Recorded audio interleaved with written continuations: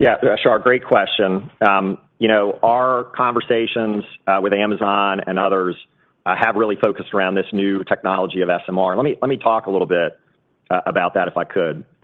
If you think about why SMRs have become prominent in the national conversation recently, it's really three reasons. One is significant demand growth driven in large part by large users like data centers. Second, a continued focus on around-the-clock carbon-free generation to meet reliability and carbon reduction goals. And the third, a view that U.S. leadership in nuclear technology is important to national security. And if you think about it, our Virginia utility is right at the intersection of all three of those. We're obviously continuing to see significant load growth in Virginia. Our power demand forecasted to double by 2039. We have a state law in Virginia, the Virginia Clean Economy Act, that calls for a carbon-free grid by 2045 with off-ramps for reliability. And then we serve some of the most important national security and defense installations in the country, like the Pentagon, the CIA, Fort Belvoir, the Norfolk Naval Base. And then, I might add, Virginia is arguably the most nuclear-friendly state in the United States, with strong bipartisan support for next-generation nuclear initiatives.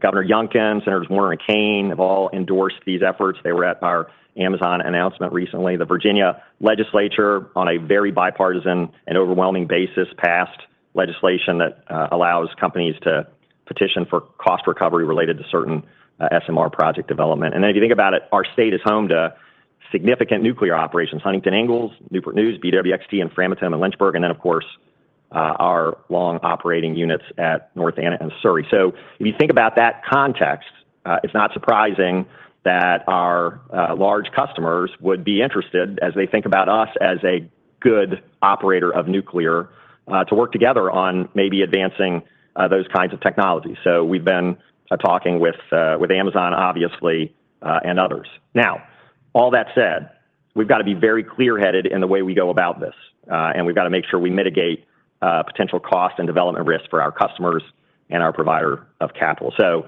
we're going to think very clearly and evaluate the feasibility of SMR technology to support our customers' needs. They can play a role in our all-of-the-above approach, along with offshore wind and battery storage. They're going to potentially be an important part of Virginia's growing clean energy mix. So we issued an RFP last summer to evaluate technologies. But beyond technology, we also need to be smart about financing. And as I mentioned in the prepared remarks, I can't really talk about the specifics of our positioning with Amazon or these other interested parties.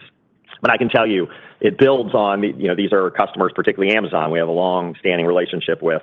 And they've indicated, a willingness and interest to participate in funding. So, a structure could be something like a build-own transfer. But fundamentally, in any structure we agree on with Amazon or other parties who have expressed interest in this, that structure needs to address first-of-a-kind risk. It needs to address cost overrun risk so that our customers and Dominion Energy don't bear that burden.